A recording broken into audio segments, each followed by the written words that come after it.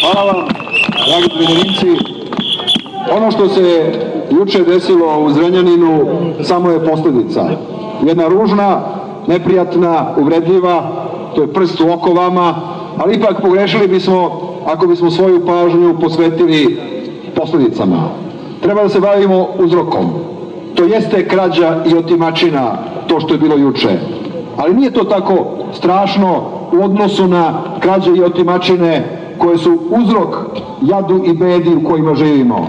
Ukrali su oni nama živote, ukrali su nam prošlost, kradu nam sadašnjost, kradu nam budućnost, ukrali su nam pare, djecu su nam i unuke pokrali da sada peru tanjire i prozore po belom svetu, a ovdje su fakultete završavali. Treba korov da iščupamo, korov treba da iščupamo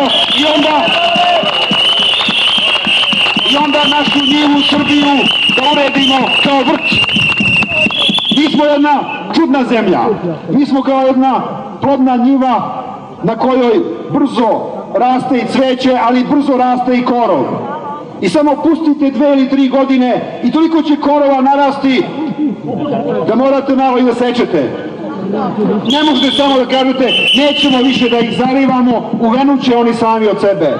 Neće taj korov uvenuti, tu mora mnogo više sile da se primeni nego što je naša sila koju smo danas ovde. Cela Srbija treba da ustane na noge da bismo tu našu njivu Srbiju doveli u red i da bi tu ponovo moglo da se živi.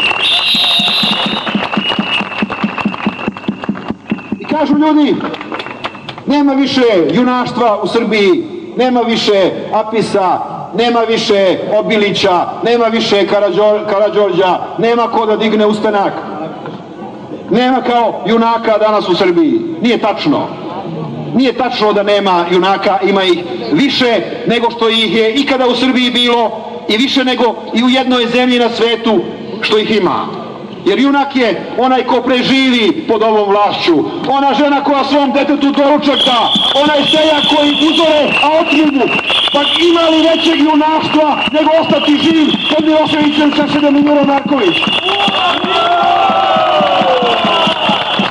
Nemojte da tračimo život baveći se ludacima. Dajte da pobedi zdrav razum u Srbiji, on će pobediti. Ne ako se sada partije udruže pa pobede Miloševića kao partiju, nego ako se narod podigne na noge i pobedi tu vlast i režim, tu kugu. Tada će se u Srbiji desiti pozitivne promene ako svi vi shvatite da se radi o vašem životu.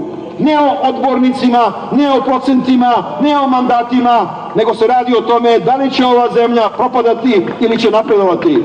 Hajde da ove godine zaustavimo propadanje, da krenemo u napredovanje, da vratimo Srbiju i Vojvodinu tamo gdje su od uvek